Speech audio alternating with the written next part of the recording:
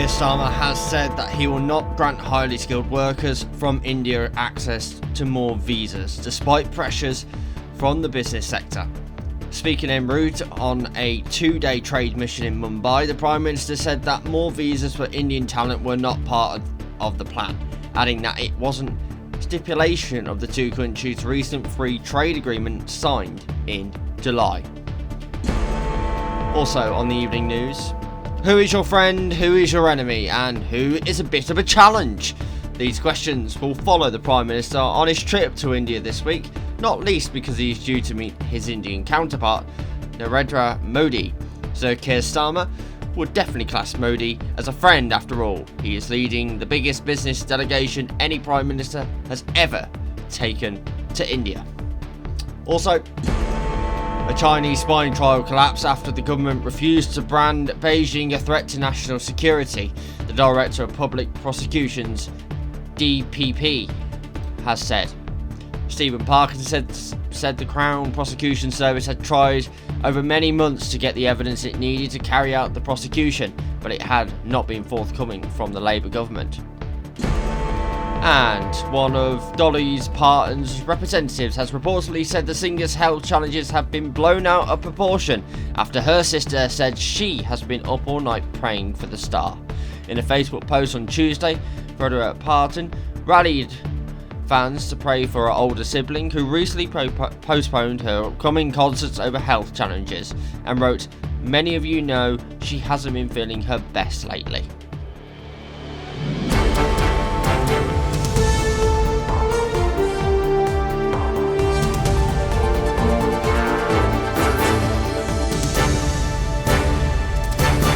This is STV Evening News with Stephen Woolridge. Good evening. Keir Starmer has said that he will not grant highly skilled workers from India access to more visas, despite pressure from the business sector. Speaking en route to a 2-day trade mission in Mumbai, the Prime Minister said that more visas for Indian talent were not part of the plan, adding that it wasn't a stipulation of the two countries' recent free trade agreement signed in July.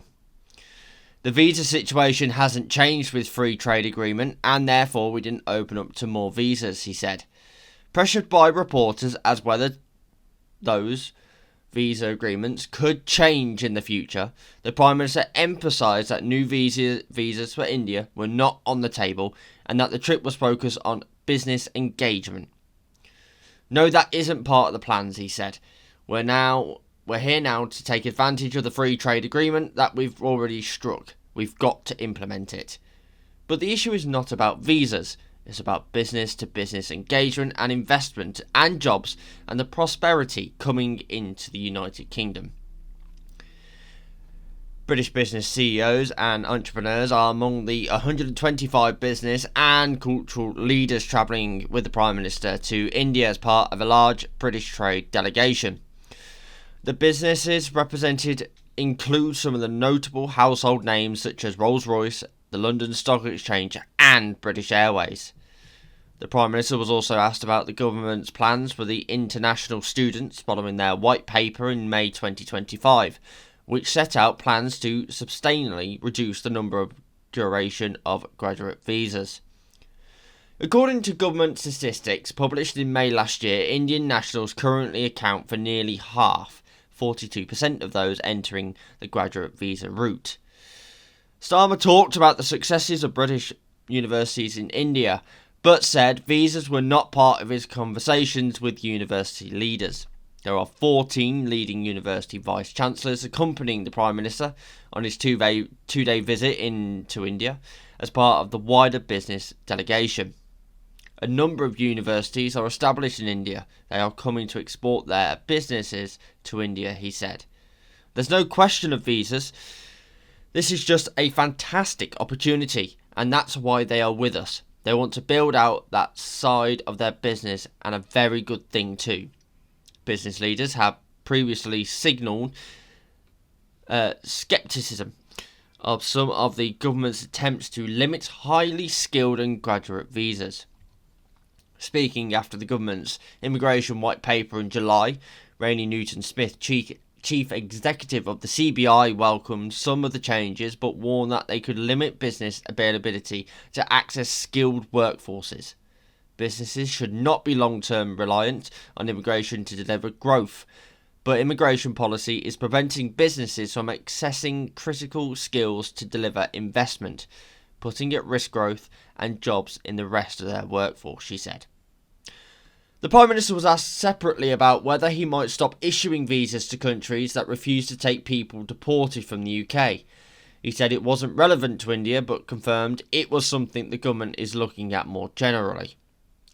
Well, we are looking at whether there should be a link between visas and returns agreements, he said.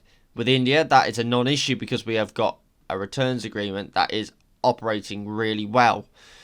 We've returned, I think, 6,300 or so already. That's a 55 increase, so it's not an issue in relation to India.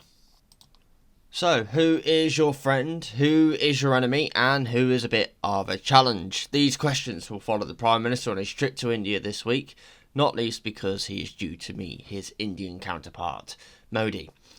So Keir Starmer would definitely class Modi as a friend after all. He is leading the biggest business delegation any Prime Minister has ever taken to India. He hopes to make this phase 2 of the trade deal already agreed at Chequers, with the world's soon-to-be third largest economy. Yet even as Starmer was boarding the flight from which I write, Modi was posting birthday congratulations to none other than Vladimir Putin. Asked about it on the plane, Starmer told journalists, "Just for the record, I haven't sent birthday congratulations to Putin, nor am I going to do so." I don't suppose that comes as a surprise. It does not, we might add, but Putin might be Modi's friend, but for Starmer, he is firmly in the enemy camp. Modi and Putin are such good friends that they were recently seen holding hands at the summit hosted by Xi Jinping in Taiwan, China. China is an even thicker problem, particularly after the CPS dropped the case against 2 women charged with spying for China under the Official Secrets Act. It has been alleged that the case was dropped after a meeting involving Jonathan Powell, the Prime Minister's National Security Advisor. But Downing Street has been pushing back hard against the suggestion that the meeting had anything to do with it, saying the case hinged on whether Beijing was considered an enemy state at the time of the alleged offences. And at that time, it was merely designated as a challenge. On the flight to India, the Prime Minister said, "Let me just be really clear about this. What matters is what the destination was in 2023, because that's when the offence was committed, and that's when the relevant period was." So Keir, who himself, chief prosecutor before entering Parliament, added, "You can't prosecute someone 2 years later in relation to a designation that wasn't in place at the time." So there is very little in what's being said about this that bears careful scrutiny. But these problems aren't going away for the Prime Minister, not least because China is still designated as a challenge, but because Putin's Russia is still an enemy, and because Modi's India is still our friend.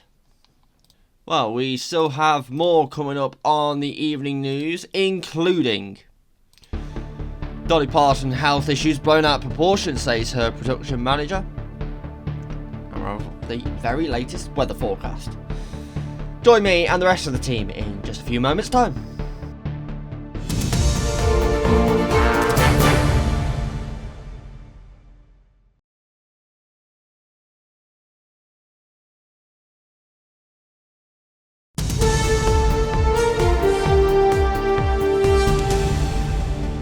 Hello and welcome back. A Chinese spying trial collapsed after the government refused to brand Beijing a threat to national security, the Director of Public Prosecutions has said. Stephen Parkinson said the Crown Prosecution Service had tried over many months to get the evidence it needed to carry out the prosecution, but it had not been forthcoming from the Labour government.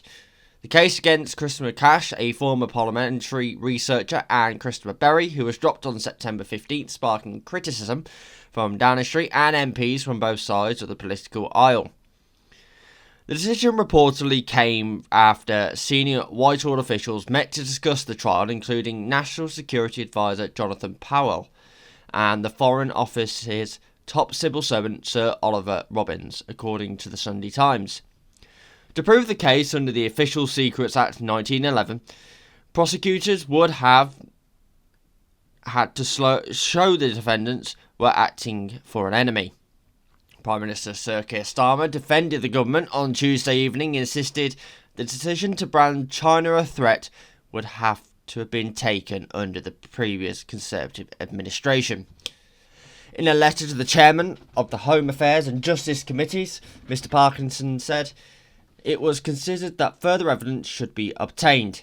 Efforts to obtain that evidence were made over many months, but notwithstanding the fact that further witness statements were provided, none of these stated that at the time of the offence China represented a threat to national security, and by late August 2025 it was realised that this evidence would not be forthcoming.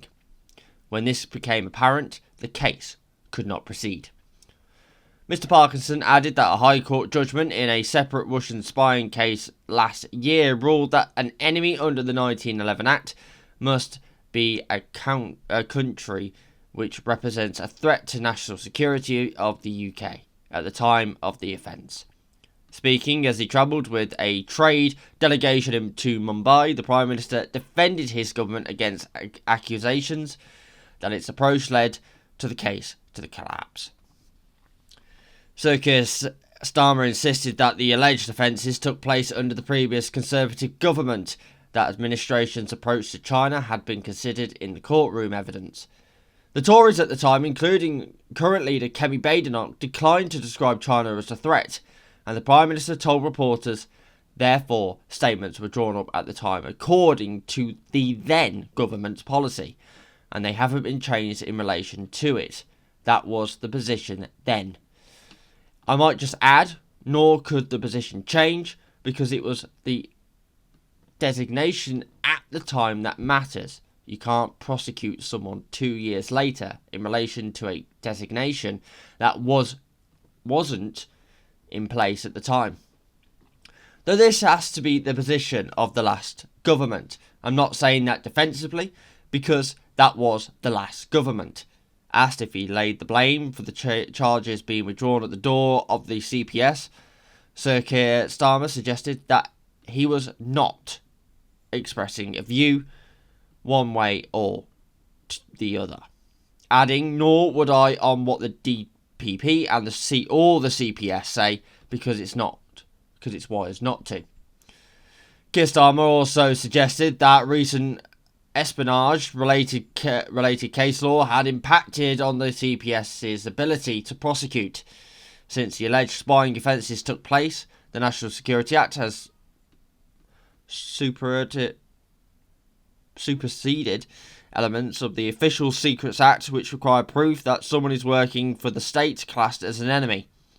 The Prime Minister's political opponents have suggested he has questions to answer about how the case ended. Mr Cash and Mr Berry have denied all wrongdoing. Speaking at the Conservative Party conference on Monday, Shadow Home Secretary Chris Phillips said, I can't imagine Jonathan Powell, who's one of Keir Starmer's closest and most senior advisors, would have done that without discussing it with the Prime Minister first. So Keir Starmer now has some very serious questions to personally answer. So Keir Starmer told reporters he had been briefed on the process of the case. Well, still to come on the STV Evening News before Emmerdale. The national weather, and it's looking still rather well. Temperatures just above average for this time of year. Well, join me and Laura in just a few moments' time. Don't go away.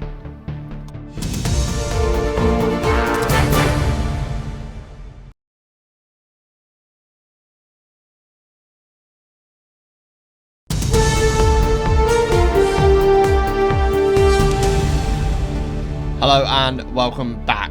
Time for the all-important weather forecast now. Laura Tobin is with us in the studio. Laura, it's turning out to be a pretty decent week this week. Yeah, Stephen, it's quite dry again this week. And it looks like to be staying that way. Well, let's hope so. Here's all the weather forecast details for you right now. Good morning to you. We have a weak weather front slipping across the UK today, and it's a cold front, and that means behind it cooler air filters in. We've had mild southerly flow for the last few days, keeping temperatures above average. With this northwesterly feed of air, temperatures will be back down to maybe even a little below average for the next few days. But high pressure dominates. It keeps the weather fronts at bay. Look how dry it is set to be over the next few days. We'll basically be just chasing around areas of cloud. But today there is cloud in the south. Brighter skies follow across northern areas with the chance of a few showers. So this is the very latest satellite. It's cloudy across this southeast corner. We have outbreaks of rain in the north, but in between waking up to some decent sunshine. And actually where we have the sunniest conditions is where we have the chilliest start first thing. Now, as we head through the day, this weak weather front that'll be sort of giving cloudy skies, grey, grim conditions, mist and hill fog for the southwest of England, and some outbreaks of light rain and drizzle will slowly clear away. Temperatures not as high as yesterday. For the Midlands, northern England, actually feeling fairly pleasant this afternoon. But for Scotland and Northern Ireland, cloudier, outbreaks of rain in the northwest where it's breezy. And actually for Scotland and Northern Ireland, about 3 or 4 degrees cooler than it was yesterday. Now we're in this cooler air. So let's see how things pan out as we head through the next 7 days. First off, we split the UK in half. We look at Scotland, Northern Ireland, northern areas of England. And this is where our temperatures should be for the time of year, sitting around about 15 degrees across the north. So we're pretty much around average. Percentage chance of rainfall, well, it remains relatively low. That big area of high pressure doing its job, blocking those weather fronts. It will be fairly cloudy, limited amounts of brightness. Percentage chance of rainfall low, just the odd spot of rain and drizzle in the air. Fortunes further south for England and Wales as we head through the next 7 days. Again, temperatures no great shakes, sitting around about average. But with some pretty cloudy skies, it won't be too chilly as we head through the rest of the week, these nighttime temperatures. Percentage chance of rainfall remains low, sunny spells for the next few days. Yes, it's largely cloudy as we head into the weekend, but the outlook, thanks to high pressure, fine and settled, with temperatures sitting around about average. Oh, how lovely you are. Such a darling. Thank you very much for that very nice weather forecast. You're welcome. And finally, one of Dolly Parton's representatives has purportedly said the singer's health challenges have been blown out of proportion after her sister said she had been up all night praying for the star. In a Facebook post on Tuesday, Frida Parton rallied fans to pray for her older sibling, who recently postponed her upcoming concert over health challenges, and wrote, "Many of you know she hasn't been feeling her best lately. I truly believe in the power of prayer, and I have been led to ask all of the world that loves her to be praying warriors and pray with me." She continued, "She's strong, she's loved, and with all the prayers being lifted for her, I know in my heart she's going to be just fine. Godspeed, my sissy Dolly. We all love you." The country's legend production manager, Ollie Rowland, appears to have quelled concerns over her illness. Speaking to Neon magazine, he said, "It's just the kidney stones, and the procedure she needs to resolve those. It looks like her sister posted and got it quite a bit wrong and blown it out of proportion, weirdly. Early this month, Dolly told fans on social media that the medical procedures would leave her unable to rehearse and prepare for 6 shows, which were due to take place from December 4th to December 13th. She wrote, "I want the fans and public to hear directly from me that unfortunately I will need to postpone my upcoming Las Vegas concerts. As many of you know, I've been dealing with some health challenges, and my doctors tell me I must have a few procedures. As I joke with them, it must be my time for my 100,000 mile checkup, although it's not the usual trip to see my plastic surgeon." The performances of Dolly live in Las Vegas at the Coliseum in Caesars Palace would have marked her first extended run of shows in 32 years.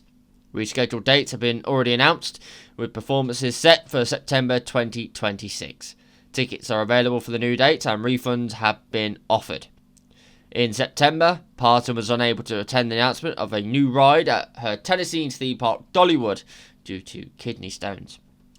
Announcing the news at the time, she said in the video, "I had a kidney stone that was causing me a lot of problems. Turns out it's given me an infection, and the doctor said you don't need to be travelling right at this minute, so you need a few days to get better." No, such a shame, Dolly. Sending our thoughts and wishes your way, Dolly. Get well soon. That is it this evening. I know, such a shame. As always, pleasure to see you. Tom Bradby will be here with the news at 10. And that is at 10 o'clock, may I add. But for me and the rest of the evening news team, good night and thank you very much indeed for watching. Bye-bye.